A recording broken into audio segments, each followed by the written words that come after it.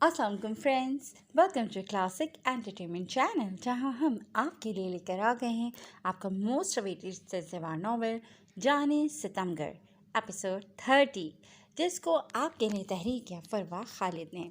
तो फिर जल्दी से चलते हैं नॉवल की तरफ, मगर इससे पहले अगर आपने अभी तक क्लासिक एंटरटेनमेंट को सब्सक्राइब नहीं किया तो इसको सब्सक्राइब करें, आइकॉन बटन दबाएं ताकि हमारी नई और नयारी वीडियोस आपको सबसे पहले फ्री में देखने को मिले।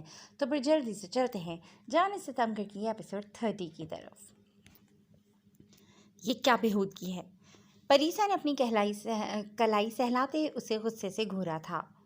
तुम साइन करो, फिर बहुत अच्छे से एक्सप्लेन करूँगा। शावेज सिकंदर की चमकती आंखें बता रही थीं कि परीसा को जिच करके उसे कितना मज़ा आ रहा है। नहीं करूँगी साइन। परीसा ने उसे घूरते साफ इनकार किया था। मैं ये काम ज़बरदस्ती भी करवा सकता हूँ, मगर मैं चाहता हूँ तुम अपनी मर्ज़ी से साइन करो। शावेज ने उसकी जानिब गर्दन मोड़ी थी, जो उसके निहायत करीब बैठी लाल चेहरे के साथ अपनी कलाई सहला रही थी। मगर आखिर है क्या इन पेपर्स में? परीसा आखिरकार हार मानते हुए बोली। इस पर साइन करने से तुम्हें नुकसान बिल्कुल भी नहीं होगा। ऐसा करने से तुम्हारा ही फ़ायदा है। शावेज भी संजीदा हुआ था। मुझे तुम पर एतबार नहीं है। परीसा ने उसकी जानिब देखते उसे गुस्सा दिलाना चाहा था। मुझे इस बात की परवाह नहीं है, और ना ही मैं चाहता हूँ कि तुम मुझ पर एतबार करो, क्योंकि मुझे ना ही एतबार रखना आता है और ना ही दूसरों के दिल। शावेज चेहरे पर पथरीले तासुरात सजाए उसके पास से उठ गया था। परीसा कितने ही लम्हे खामोश निगाहों से उसे तके गई थी। ये शख्स के अंदर से भी इतना ही पत्थर और एहसास से आरी था, जैसा यूं हर वक्त उसके सामने जाहिर करता था, या इसका ये संग दिलाना रूप सिर्फ उसी के लिए था। परीसा ने आंखें मूंदते एक लम्हे के लिए साइन करने के बारे में सोचा था, और अगले ही लम्हे वो फैसला करती टेबल पर रखे पेपर्स की जानिब झुकी थी और लरस से हाथों से पेन उठाकर बिना उन्हें पढ़े साइन करने लगी। शाहवेज सिकंदर कुछ फासले पर खड़ा सिगरेट का धुआं उड़ाता उसे देख रहा था। रफ से हुलिये में भी वो उदास तन्हा सी लड़की अपनी जानिब खींचने की ताकत रखती थी। उसके सियाह बाल उसके चेहरे के गिर्द हाला बनाए बार बार उसे डिस्टर्ब कर रहे थे। वो अपनी नाजुक मखरूती उंगलियों से उन्हें कानों के पीछे इड़सती थी, और हर बार वो फिसल कर फिर उसके हसीन चेहरे से आन टकराते थे। ये मंजर इतना दिलफरेब और दिलकशी भरा था कि शावेज जैसा इंसान कुछ पल के लिए सिगरेट पीना भूल चुका था। सिगरेट उसकी उंगली को जलाता कब राख बन गया था उसे अंदाजा भी नहीं हुआ था। निगाहों की तपिश पर घबराते परीसा ने जैसे ही उसकी जानिब देखा, शावेज बेख्तियार अपनी नजरें फेर गया था। कुछ लम्हों के लिए ही सही, मगर दिल के किसी कोने में बहुत अरसे बाद एक सुरूर सा सरायत कर गया था। ये मीठा सा नरम गर्म दर्द शावेज सिकंदर के लिए बहुत बड़ा था। मैंने साइन कर दिए हैं। परीसा पेपर्स उठाए उसकी जानिब आते बोली। शाहवेज गहरा सांस लेकर खुद को नॉर्मल करता वापस पलटा था। गुड, तुम मुझसे जितना दूर रहो उतना तुम्हारे लिए बेहतर होगा। शाहवेज ने उसकी जानिब देखने से अब भी गुरेज किया था। परीसा ने उसका बदलाव अंदाज वाज़े तौर पर नोट किया था। ये शख्स आंखों में आंखें डालकर खौफजदा करना जानता था, मगर ये नजरें चुराना तो इसका खासा नहीं था। मगर वो ये सिर्फ सोच कर ही रह गई थी, क्योंकि सवाल के बदले में इस शख्स से किसी सीधे जवाब की तवक्को तो थी ही नहीं। अब मैं साइन कर चुकी हूँ, अब तो तुम बता सकते हो कि इन पेपर्स में क्या है। परीसा एक बार फिर बेज़िद हुई थी, क्योंकि शाहवेज की नज़रें उसके साइन वाले हिस्से पर जमी हुई थीं। तुम्हारे ख़ानदान की बर्बादी है ये। ऐसा जलील और रुस्वा करूँगा कि किसी को मुँह दिखाने के काबिल नहीं रहेंगे। शाहवेज की आंखों में जलते आँख के शोले परीसा का सांस से मुंजमद कर गए थे। क्या मतलब है इसका? क्या करने वाले हो तुम? तुमने धोखा दिया मुझे?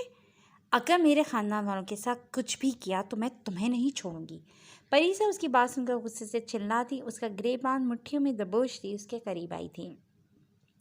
वो पहले भी एक बार यह हरकत कर चुकी थी, जिसका नतीजा शायद वो अभी कुछ लम्हों के लिए फरामोश कर गई थी। शावेज ने उसकी इस हरकत पर उसे आग उगलती निगाहों से देखा था। वो इस लड़की को तो क्या दुनिया के किसी इंसान को अपने गिरेबान तक पहुंचने की जुर्रत नहीं करने दे सकता था। धोखेबाज, कातिल, फरेबी, बद किरदार सब कुछ हूँ मैं, और ये सब जानते हुए भी तुमने मेरे कहने पर इन पेपर्स पर साइन किए हैं। तो सोचो, यहाँ बेवकूफ़ी किसने की है? तुम बेवकूफ़ लड़की हो या मैं धोखेबाज हूँ? شاویز اس کے بالوں میں ہاتھ پھنسا کر اس کا چہرہ اوپر کرتے زہر خند لہجے میں بولتا۔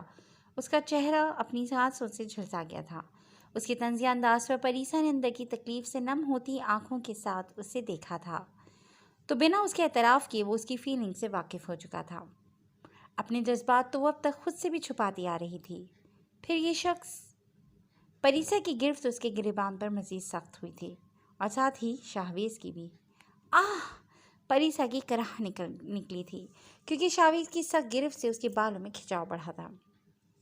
وہ نہیں جانتی تھی کہ اس شخص کو اس کے بال پسند تھے یا بہت برے لگتے تھے، مگر وہ ہر بار اسے بالوں سے ہی ہرٹ کرتا تھا۔ تم جیسا انسان محبت کے نہیں، صرف اور صرف نفرت کے قابل ہے، اور میں شدید نفرت کرتی ہوں تم سے۔ میری فیملی کو نقصان پہنچانے سے پہلے 1000 بار سوچنا، کیونکہ ان کے آگے میں کھڑی ہوں۔ اگر انہیں کچھ بھی کیا تو میں تمہیں بھی نہیں چھوڑوں گی۔ پریسا میں اچانک نہ جانے اتنی ہمت کہاں سے آئی تھی کہ وہ بلیک بیسٹ کی آنکھوں میں آنکھیں ڈالے اسے دھمکی دے گئی تھی۔ میں انتظار کروں گا اس وقت کا، کیونکہ تمہارا خاندان تو ضرور برباد ہوگا، وہ بھی میرے ہاتھوں۔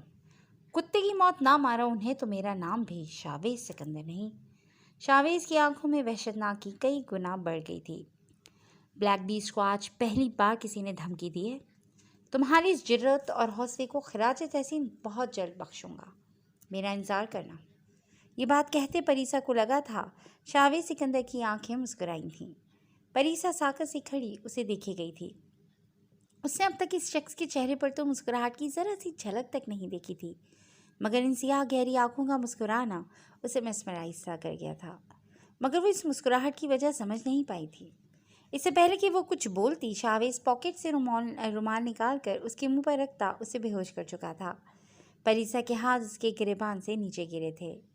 وہ ایک نظر اس حسین پری پر ڈالتا، اسے باہوں میں اٹھاتا واپسی کے راستے پر چل دیا تھا، کیونکہ اس پری پر اس کا کوئی اختیار نہیں تھا، اور نہ ہی کوئی اختیار حاصل کرنے کا خواہش مند تھا وہ۔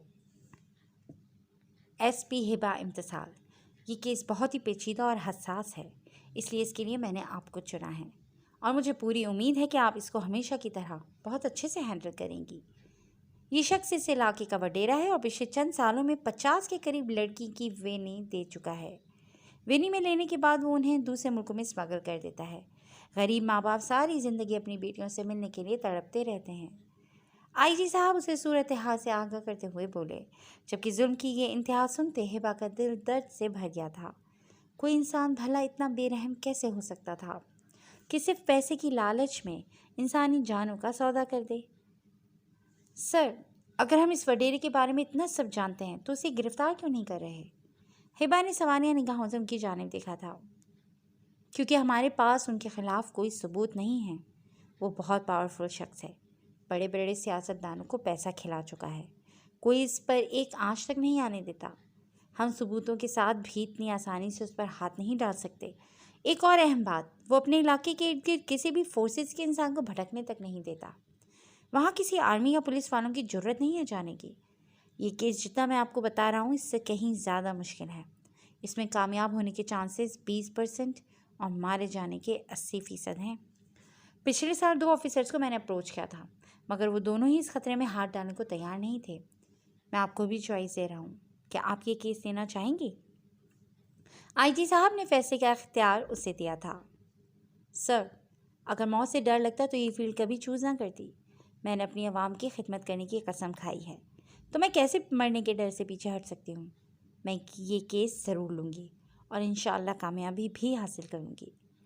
ہبا نے پورے جذبے کے ساتھ یہ الفاظ ادا کرتے آئی جی صاحب کے چہرے پر فخریہ مسکراہٹ بکھیر دی تھی۔ I am proud of you S P Hiba. میں جانتا تھا آپ انکار نہیں کریں گی، اس لیے پہلے ہی آپ کا نام آگے دے چکا ہوں۔ آپ بہت اچھے سے جانتی ہیں کہ آپ کو اس کیس میں صرف ایک وڈیرے سے نہیں لڑنا، بلکہ ان سیاسی طاقتوں سے بھی لڑنا ہے جو کرسی کے نشے میں ملک میں ہوتے ظلم و ستم پر آنکھیں بند کیے اوپر سے اوپر اٹھتے جا رہے ہیں، اور ان کا منہ کیسے بند کروانا ہے آپ سے بہتر کوئی نہیں جان سکتا۔ آئی جی صاحب اشارتاً ہی اسے بہت کچھ سمجھا گئے تھے۔ یس سر، ڈونٹ وری، میں پوری تیاری کے ساتھ میدان میں اتروں گی۔ ہبا پورے یقین سے کہتی انہیں سلیوٹ کرتی وہاں سے نکل آئی تھی۔ باہر آ کر وہ پارکنگ میں کھڑی اپنی گاڑی کی جانب بڑھی تھی۔ جب اسے اپنی گاڑی کے برابر ہی ایک کالے شیشوں والی گاڑی کھڑی نظر آئی تھی، جس کی دن کے وقت جلتی ہیڈ لائٹس اسے عجیب سے احساس سے دوچار کر گئی تھیں۔ مگر وہ اس بات کو سر جھٹک کر نظر انداز کرتی اپنی گاڑی میں بیٹھتی گاڑی وہاں سے نکال کر لے گئی تھی۔ جب تھوڑا آگے جا کر اسے احساس ہوا تھا کہ وہ گاڑی اس کا پیچھا کر رہی ہے۔ اب یہ لوگ پولیس والیوں کو چھیڑیں گے، ایڈیٹ، تمہیں تو میں بتاتی ہوں۔ ہبا دانت پیسی گاڑی کی سپیڈ فل کر گئی تھی۔ اس نے گاڑی کو سنسان راستے پر ڈال دیا تھا۔ اس کی نظریں بیک ویو میرر پر تھیں۔ پیچھے آتی گاڑی کی سپیڈ بھی اس کے ساتھ ہی تیز ہو چکی تھی۔ لوفر کہیں کے، ابھی توڑتی ہوں تمہارا منہ۔ ہبا نے اس گاڑی کو فل سپیڈ میں بالکل اپنے پیچھے آتے دیکھ اچانک بیچ روڈ پر گاڑی کو بریک لگا دی تھی۔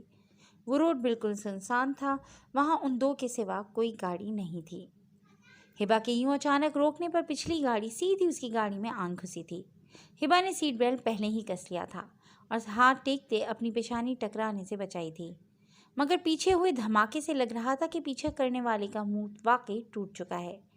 ہبا گاڑی کا دروازہ کھولتی باہر نکل آئی تھی اور تیز تیز قدموں سے اس گاڑی کے قریب گئی تھی، مگر اس گاڑی کا دروازہ کھولتے ہی اسے شدید جھٹکا لگا تھا، کیونکہ وہاں کوئی نہیں تھا۔ پوری گاڑی میں جھانکنے کے بعد بھی اسے کہیں کوئی دکھائی نہیں دیا تھا۔ واٹ دی ہیل، یہ کیا معاملہ ہے؟ ہبا کا ماتھا ٹھنکا تھا۔ اس سے پہلے کہ وہ گاڑی کی جانب بڑھتی، اس کے کانوں میں چھوٹے بچوں کی ننھی منھی آوازیں اور کھلکھلاہٹیں گونجی تھیں۔ وہ جیسے ہی پلٹی، اس کا منہ کھلے کا کھلا رہ گیا تھا۔ 20-25 کے قریب چھوٹے چھوٹے بچے ہاتھوں میں پھول، کارڈز اور بکے اٹھائے اس کی جانب بھاگے آ رہے تھے۔ بیوٹیفل لڑکی ذرا نیچے تو جھکنا، بیوٹیفل لڑکی ذرا نیچے کو جھکنا۔ ایک بہت ہی کیوٹ سی بچی اپنی طوطی زبان میں اسے نیچے جھکنے کا اشارہ کرتے بولی تھی۔ ہبا انکار نہ کر پاتے نیچے کو جھکی تھی۔ جب وہ سب باری باری اس کا گال چومتے، اسے وہ کارڈز اور پھول تھماتے وہاں سے واپس مڑتے رہے تھے۔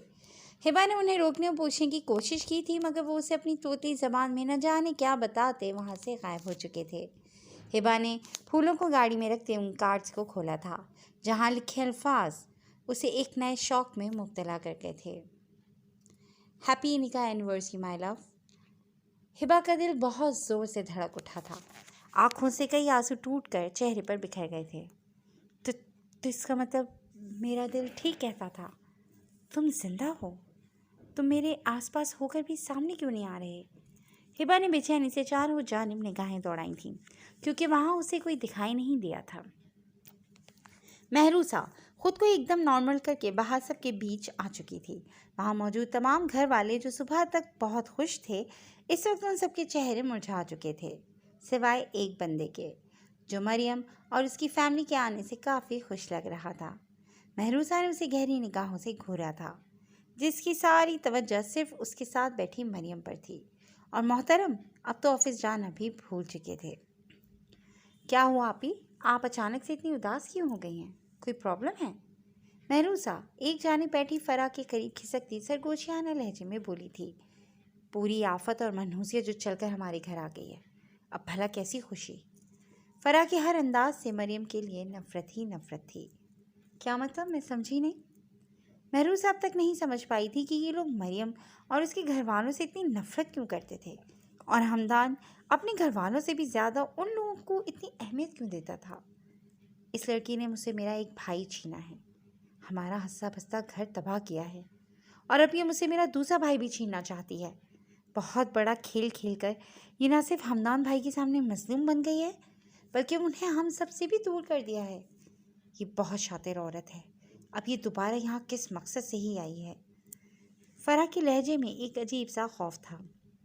یہ تو ہمدان کی فیانسی ہے نا، اور یہاں آنے کا غلط مطلب کیا مقصد ہوگا اس کا؟ محروسہ آج فرح سے سب سچ جاننے کی متمنی تھی، جو سچ ان گھر والوں کے سوا کوئی نہیں جانتا تھا۔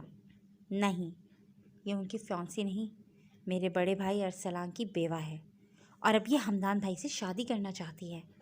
پہلے دن سے ہی اس کی نظر ہمدان بھائی پر تھی، مگر جب اسے پتہ چلا کہ وہاں اس کی دال نہیں گلنے والی، تو اس نے ارسلان بھائی کو اپنی محبت کے جال میں پھنسا کر ہمارے گھر میں داخل ہوئی اور میرے بھائی کو مہرا بنا کر ہمدان بھائی تک پہنچنا چاہا۔ جب تک ہم اس کی یہ چالاکی سمجھ پاتے، تب تک یہ ہمارے بھائی کی زندگی نکل گئی، اور ہمدان بھائی کے سامنے اپنی معصومیت کا جو ناٹک کیا، اس کے بعد بھائی تو کیا، اس کی اصلیت سے ناواقف ہر انسان یہی سمجھتا کہ اس سے زیادہ مظلوم لڑکی اس پوری دنیا میں کوئی نہیں ہے۔ شاید حمدان بھائی ان قریب اس سے شادی بھی کر لیں، مگر ہمدردی کے زیر اثر، کیونکہ میں بہت اچھے سے جانتی ہوں کہ حمدان بھائی اس لڑکی سے محبت تو بالکل بھی نہیں کرتے۔ اپنے گھر کے اجڑنے کی درد بھری داستان سناتے فرح کا پورا چہرہ آنسوں سے بھیگ گیا تھا، جبکہ محروسہ گمسم سی بیٹھی ایس پی حمدان صدیقی کو گھور رہی تھی۔ جو شخص اب تک اس جیسی بلیک اسٹار کے ہاتھوں بیوقوف نہیں بن سکا تھا، وہ اس عام سی لڑکی کے ہاتھوں بھلا کیسے بیوقوف بن سکتا تھا؟ جی فرینڈز، آج کے لیے بس اتنا ہی، مگر کہانی ابھی باقی ہے۔ نئی مزید کہانی کے لیے آپ کو انتظار کرنا پڑے گا نئی ایپیسوڈ کا، جو بہت جلد ہم آپ کے سامنے لے کر آئیں گے۔ تب تک اپنا خیال رکھیے گا۔ ٹیک کیئر اینڈ اللہ حافظ۔